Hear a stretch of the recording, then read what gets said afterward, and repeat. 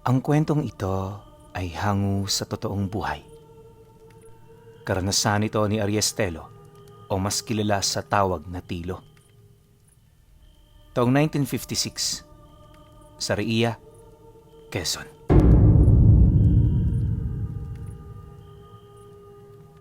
Pitong henerasyon na ang nakakalipas magmula noong nanirahan sila Tilo sa Saraiya. Bagaman malawak ang pagmamay-ari nilang lupain, hindi nila ito inaangkin na parang sa kanila. Matagal na ring namumuhay sa anino ng lugar ang kanilang angkan. Alam niyo kasi pinuno, ang pamilyang kinaaaniban ni Tilo may isang kakaibang istorya at lihim. Nagsimula sila sa pamilya ng mga salamangkero na nagmula pa sa ibang bansa.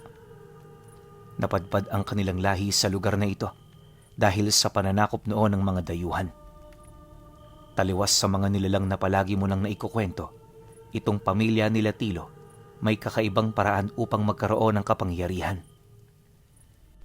Hindi rin sila masasabing may kaugnayan sa mga mangkukulam at aswang, gawa ng malayo ang aral na tinatangan nila kumpara sa mga ito. Nakatuon lang din ang kanilang abilidad sa pisikal na lakas at kakayahang gumamit ng salamangka.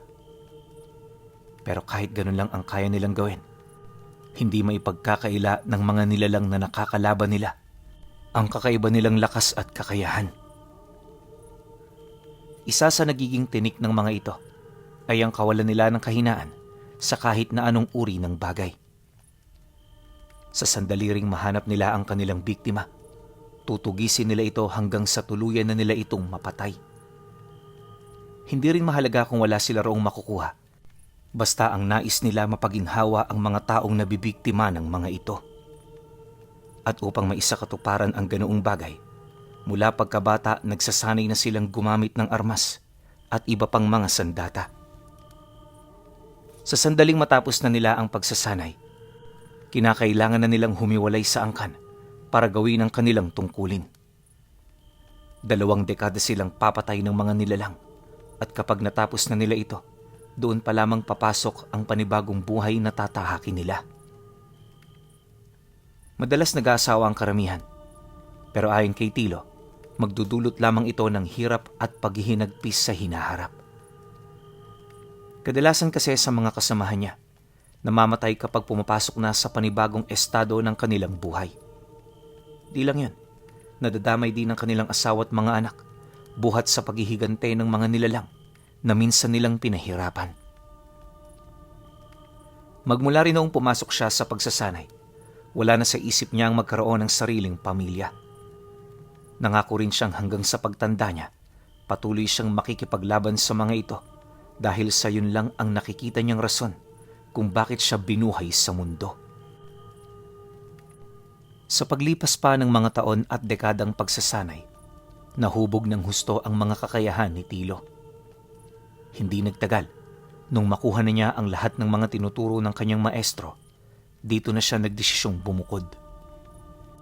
Sinuportahan naman siya ng mga ito, kaya nung umalis siya, handa na lahat ang mga kailangan niya. Naipagtayo na rin siya nito ng bahay sa isa sa mga lupain nilang kinakailangan ng bantay. Nang malaman niya ang tungkol doon, agad naman siyang umalis para bumukod. Bago rin siya pinahintulutang umalis sa kanila, binigyan siya ng kwintas ng maestro niya bilang paraan ng pagkakakilanlan. Bawat isa kasi sa kanilang mga kauri, kailangan magkaroon ng pagkakakilanlan upang masabing lehitimo silang nagmula sa kanilang angkan. Ayon pa kay Tilo, kwintas na may palawit ng mukha ng agila ang kanyang nakuha. Gawa ito sa purong pilak at sa loob nito naglalaman ng buhay na mutya ng ngipin ng kalabaw. Dagdag pa niya na, ang mutyang yon ang nagiging katuwang ng kanyang mga kapatid sa oras ng pakikipaglaban. Ilang araw ang lumipas, narating na nga niya ang kubo na kanyang pagtitirhan. Pagsilay niya sa paligid, napansin niya ang iilang mga tanim na halaman na halos namumunga na ang iba. Inaasahan naman niya ito, lalo pat mag-iilang buwan na rin ang lumipas magmula nung naitayo ang kubo. Sa unang araw niya sa lugar, Naging maayos naman ang kanyang kalagayan.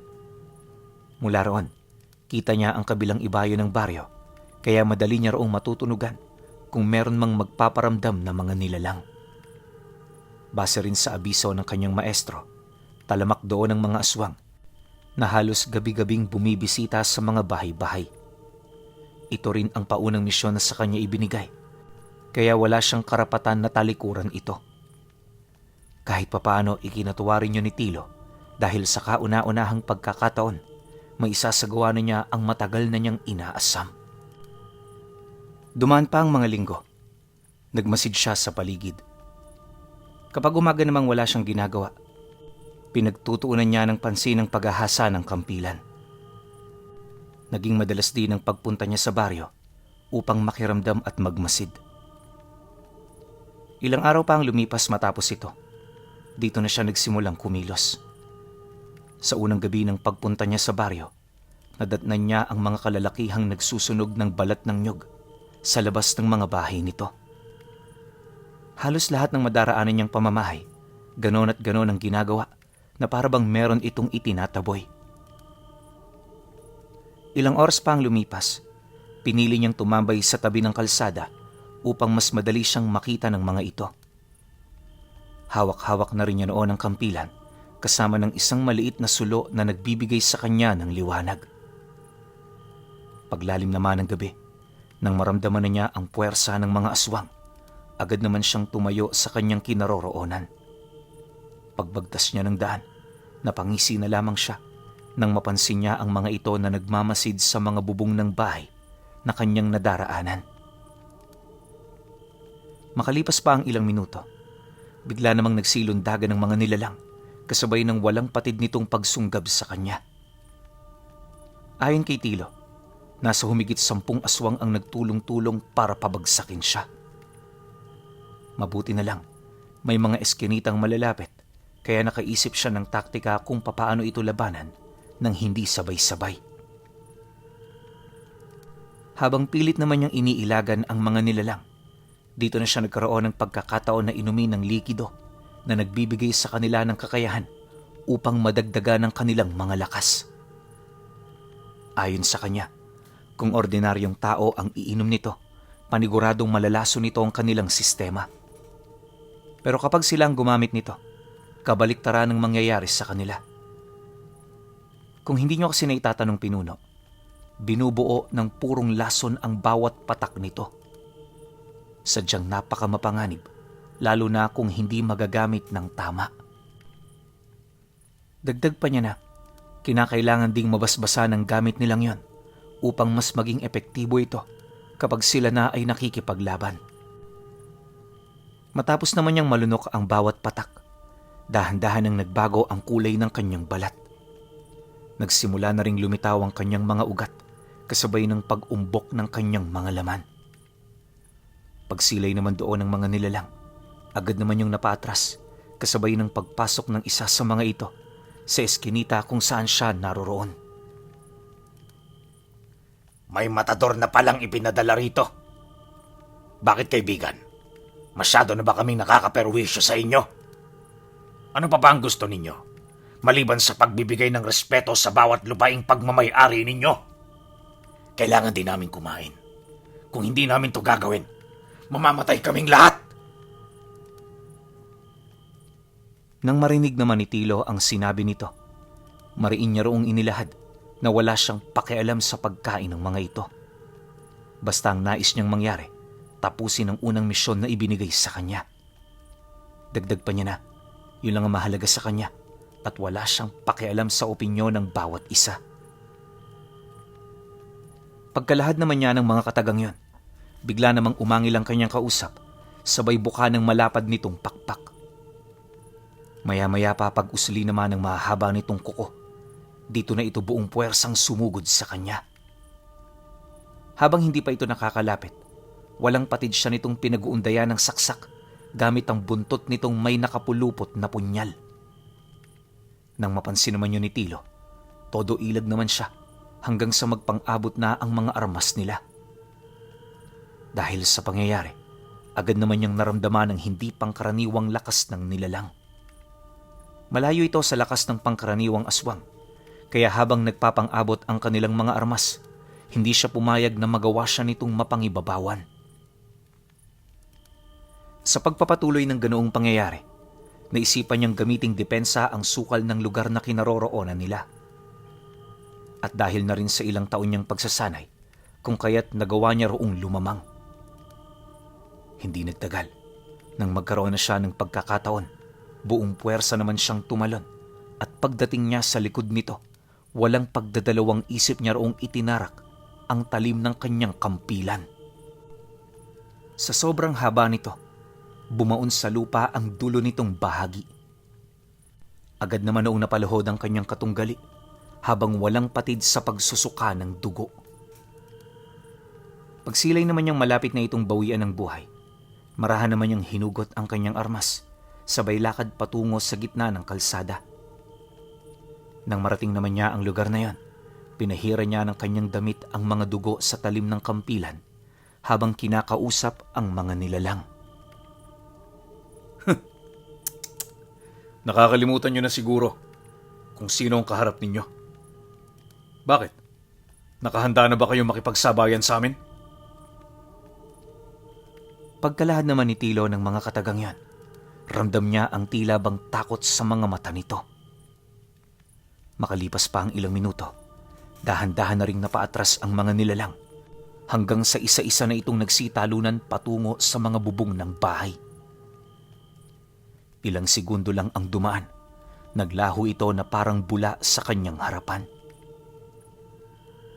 Pagbalik naman ng katahimikan sa buong paligid, napabuntong hininga na lamang siya habang naglalakad pabalik sa tirahan niya. Kinabukasan, pagputok naman ng bukang liwayway, may napansin siyang grupo ng mga aswang na kanina pang naghihintay sa labas ng bahay. Bawat isa sa mga ito may daladalang mga bayong na animoy meron itong ihahandog sa kanya. Pagsilay naman ng mga ito sa kinaroroonan niya, nagmamadali naman itong lumapit sa pintuan ng bakod habang nakayuko. Paglapit naman ng mga ito, isa-isa nitong inilapag ang kanilang mga dala, kasabay ng paglayo nila roon ng bahagya. Hindi nagtagal, nang masipat naman niya ang matanda na siyang pinakahuli sa pila, napansin niyang tanging ito lang ang nakatitig ng diretso sa kanya. Pagbaba naman ito ng dala nitong bayong, agad naman itong nagsalita na punong-puno ng pagpapakumbaba. Pagpasensyahan niyo na ang nangyari kagabi. Isa lang yung insidente at bunga ng kawalan ng disiplina nung pinaparusahan mo. Bilang namumuno sa kanila, ako na ang umaako ng pagkakamali at dispensa. Naway, makalimutan na natin ang mga pangyayari. Nang marinig naman ni Tilo ang sinabi nito, napilitan naman siya roong lumapit. Ramdam niya kasing totoo ang mga sinasabi ng matanda, kung kaya't wala siyang dahilan para yon ay pagdudahan. Pagharap naman nilang dalawa, mariin niyang inilahad na hindi magtatapos sa paghingi ng dispensa ang mga nangyari noong nagdaang gabi. Pagtatapat pa niya na, hanggat may nanginginain sa baryo at buhay pa ang mga aswang na kumalaban sa kanya, hindi siya titigil na malipol ang mga ito. Nang marinig naman yon ng matanda, agad naman itong nagbigay ng utos sa kanyang mga nasasakupan. Walang sabi-sabi, pinatipon nito sa kanilang harapan ng mga nilalang na kanyang nakalaban upang ipakita ang katapatan nito. Dagdag pa nito na, mamayang gabi, dadalhin niya ang lahat ng sangkot para paslangin mismo sa kanyang harapan. Ayon pa sa matanda na, maaaring sa pamamagitan ng sakripisyo ng kanyang anak, mawawala ang galit ni Tilo na siya namang magiging daan para maligtas ang kanilang angkan. Matapos naman niyang marinig ang sinabi nito, di naman siya tumutol. Upang mas maging malinaw, binanggit niya ang iilan sa kanyang mga kondisyones bago tanggapin ang paghingi ng tawad ng nilalang. Ayon sa kanya, maaari itong maging posible kung lilisanin nila ang lugar na kanyang binabantayan o mangangako silang hindi na nila gagambalain ang katahimikan ng baryo.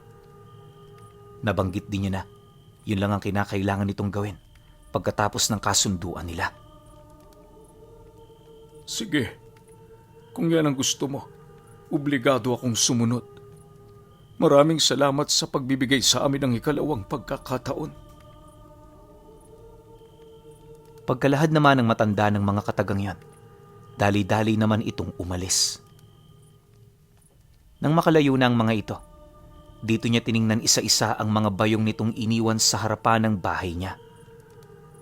Pagbuklat naman niya ng isa sa mga ito, tumambad sa kanya ang gakamaong mga kristal na alam niyang malaki ang halaga kapag naibenta. Ngunit, imbis na ito ay kanyang ikatuwa, nakaramdam siya ng pang-iinsulto. Naisip niya kasing parang mababaw ang pagtingin sa kanya ng mga nilalang at kaya siya nitong paikutin sa mga ganoong walang kabuluhang yaman. Maya-maya pa, agad naman niyang pinasa ng mga bayong upang ilibing sa likurang bahagi ng kanyang tahanan. Matapos nun, nagpahinga na siya buong maghapon. Bagaman inaasahan niyang may mangyayari noong gabi, hindi naman niya ito gaanong pinagtuunan ng atensyon, lalo pat maaari pa yung magbago. Sa pagsapit naman ng dapit hapon, pagdilim naman ng buong paligid, may nakita siyang grupo ng mga kalalakihang naglalakad sa talahibang nasa harapan lang ng kanyang pamamahay. Pagdating naman ng mga ito, nakita niya ang matandang nakausap niya na may hila-hilang matabang lubid. Sa likuran naman itong bahagi, naroon ang mga kadugo nitong nakagapos, ang mga kamay at paa. May mga piring din ito sa ulo nila, tapos punong-puno ng pasa ang kanilang katawan. Naanimoy binugbog muna ito bago dalhin sa kanyang tahanan. Sa pagpasok naman ng grupo sa loob ng bakuran, isa-isa itong pinaluhod ng matanda. Nang may isa katuparan na niya ito, tahimik lang naman siyang nagmasid habang naghihintay sa mga mangyayari. Pagtitigan naman nila ng dalawang gabunan, dito na ito nagsimulang magwika ukol sa mga alay na kanyang dinala. Dagdag pa nito na nasisiguro niyang walang kulang sa mga isinama niya dahil bawat kilos ng mga ito may kaugnayan sa pangunguha ng pagkain ay alam niya at direktang nagmumula sa kanya. Matapos naman itong mailahad ng matanda, dito na ito humugot ng punyal sa kanyang bewang habang matapang na lumalapit sa mga nilalang.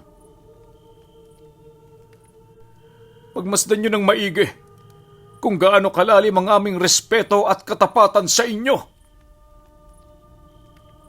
Matapos nitong makapagsalita, isa-isa naman itong nilaslas ang leeg ng mga kauri niya.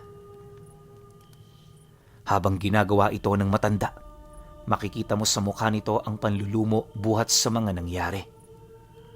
Gayunpaman, kinakailangan nitong magpakatatag para sa mga natitira niyang kalahi. Alam kasi ng nilalang na yan ang magiging kahihinat na nila kung sakali mang magkaroon sila ng kalabang matador. Dagdag pa nito na hindi niya hahayaang maging gano'n ang kanilang kalagayan alang-alang sa mga bagong usbong sa kanilang lahi. Pagkalipol naman ito sa 10 nitong kadugo, halos mapabuntong hininga na lamang ito habang nakatayo. Ilang minuto pa ang lumipas, agad naman itong binitawan ng hawak niyang armas, kasabay ng dahan-dahan itong paglakad papalapit sa kanya. Pagharap naman nilang dalawa, agad naman niyang hinawakan ang ulo ng matanda habang ibinubulong ang mga bagay na kinakailangan nitong gawin upang masigurong hindi na ito mangyayari sa hinaharap. Mariin niya rin itong inabisuhan na kung maaari ipagbigay alam nito sa kanya ang iba pang mga nilalang na palihim doong namiminsala. Sa ganoong paraan, hahayaan niya ang mga ito na manginain ng masasamang tao. Nang marinig naman ito ang kanyang sinabi, hindi naman yun nagdalawang isip na sumang-ayon. Matapos ang kanilang naging pag-uusap, agad naman itong umalis kasama ang mga labi ng kanyang mga kadugo na hinihila ng mga alaga nitong sigbin. Dumaan pa ang mga araw, tuluyan nang nanumbalik ang katahimikan sa baryo. Para makasiguro, madalas siya roong umaaligid maiging pinakikiramdaman ng bawat lugar na maaaring pamahayan ng mga ito. Ngunit sa kabutihang palad, wala siya raong nakita ni naramdaman. Nang mapagtanto naman ito ni Tilo, ipinagpasalamat naman niya ito, gawa ng mas mapagtutuunan niya ng pansin ang iba pang mga trabaho. Akala niya, tuloy-tuloy na yon hanggang sa lumipas ang taon, pero pagpatak ng buwan ng Oktubre, muling bumalik ang matanda sa pamamahay niya na nasa malubhang kalagayan. Marami itong natanggap na pinsala sa katawan at sa estado nito parang dumaan yon sa matinding pakikipaglaban. Pagsilay naman niya rito, agad naman niya yung tinulungan.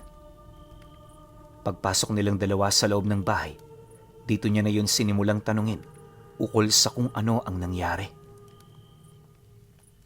Nang marinig naman ito ang kanyang sinabi, pilit naman itong nagsalita kahit bali ang puwak nito. Ayon sa matanda, itinakwil siya ng kanyang mga kadugo dahil sa kanyang pamamaraan ng pagpapalakad sa kanilang angkan. Ang nais kasi ng mga itong mangyari, makipagdigma sa mga matador bilang paghihigante sa mga nawala nilang kapatid. Naturingan ding mahina ang loob at duwag ang gabunan dahilan para mapatalsik siya sa pwesto. Upang maisakatuparan din ito ng kanyang mga kalahi, inutusan ng mga ito ang pinakamalalapit niyang tauhan na labanan siya. Dahil dito, wala na siyang nagawa kundi ang tumakas para iligtas ang kanyang buhay. Ngunit, habang binabagtas niya ang daan papalayo, di niya magawang matakasan ng puwersa ng mga mas batang gabunan. Nung maabutan siya ng mga ito, walang habas niya itong nilapa hanggang sa hindi na siya magkaroon ng pagkakataon na lumaban.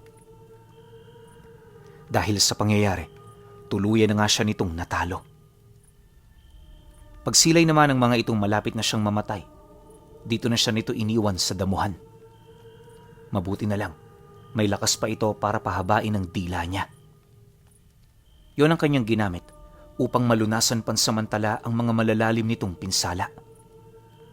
Pagkatapos pilit na yung umusad papalayo sa lugar. Akala ng matanda wala na siyang malalapitan, kung kaya't nagbakasakali siya na bumalik sa bahay ni Tilo. Dagdag pa nito na, sa mga sandaling yon nakahanda na talaga siyang mamatay kung sakali mang hindi nito pagbibigyan ng kanyang hiling. Matapos nitong makapagsalita, minabuti naman niyang unahin na muna ang mga sugat nito sa katawan. Pinagpahinga niya rin ito ng buong gabi upang pagsapit ng sumunod na araw, buo na ang lakas nito. Kinabukasan, pagising naman nilang dalawa, tumambad sa kanya ang matanda na nagpupumilit tumayo mula sa pagkakahiga. Pagsilay naman niya rito, dali-dali naman niya yung ibinalik sa kinaroroonan nito habang pinapayuhan ukol sa mga bagay na kinakailangan nitong gawin. Huwag mo na munang alalahanin ang pamilya mo. Tandaan mo, hindi lahat ng nakapaligid sa'yo mahal ka. May iba sa mga yan mahal ka lang at nare-respeto ka dahil sa iyong katayuan. Pero kung nataong wala ka sa ganyang posisyon, baka sila pa ang namuno para ikaw ay yurakan. Pag-isipan mo ng mabuti kung ano ang iyong gagawin. At bilang ganti, tutulungan kita sa abot ng aking makakaya. Nang marinig naman ito ang sinabi niya, abot langit naman ang pasasalamat ng matanda. Matapos naman ang kanilang pag-uusap, ipinagpatuloy na niya ang panggagamot sa mga sugat nito. Binigyan niya rin ito ng buhay na manok upang magsilbi nitong pagkain para sa isang buong araw. Sa pagsapit naman ng sumunod na gabi, kampante siyang nagpahinga sa loob ng bahay niya. Inaasahan kasi noon ni Tilo, walang lakas ang mga ito na gumawa ng plano laban sa kanya. Ngunit lingid sa kanyang kaalaman na sa mga gabing yun din pala, naghahanda na ang mga ito. 3 oras bago sumapit ang hating gabi, napabalikwas naman siya mula sa kanyang pagkakahiga dahil sa mga sigaw ng matanda. Akala niya kung ano lang ang nangyari dito, kaya dali-dali naman niya yung nilapitan para kausapin. Pagdating naman niya sa silid nito, nakita niya itong panayang pagturo sa labas habang inilalahad sa kanya na malapit nang dumating ang mga kadugo niya. Dagdag pa nito na, dinala nito ang buo nilang angkan na parabang nakapagdesisyon na ang mga ito na paslangin silang dalawa. Nang marinig naman ni Tilo ang sinabi ng matanda, dali-dali naman siyang bumalik sa kanyang silid. Pagkakuha naman niya ng mga garapon sa ilalim ng kanyang higaan, agad naman niyang ininom ang dalawa sa mga ito. Ipinulupot na rin niya sa kanyang kamao ang kanyang kwintas upang mapalabas ang bisa ng mutyang nanananahan sa loob nito. Matapos naman niya yung gawin, dali-dali naman siyang lumabas bitbit ang kanyang kampilan. Pagsarado naman niya ng pinto, inabisuhan niya ang matanda na ituon lang ang atensyon nito sa pagpapahinga. Hindi rin ito kinakailangan mabahala, lalo pat ang mga nilalang nabibisita sa kanila ay kulang pa para sa kanya. Nang marinig naman ito ng gabunan, hindi naman ito nag-alangang sumang-ayon. Pagkatapos naman ng kanilang pag-uusap, dito niya nakita ang grupo ng mga aswang na dahan-dahang naglalakad papalapit. Habang binabagtas ng mga ito ang daan, kapansin-pansin ng isang higanteng lobo na nakalutang sa himpapawid. Dahil sa nataon namang masyadong madilim ang paligid, hindi niya gaanong nasilayan ang nilalaman nito. Kalaunan, nang makarating na sa harapan ng bahay niya ang mga aswang, bahagyang binalot ng katahimikan ng buong paligid.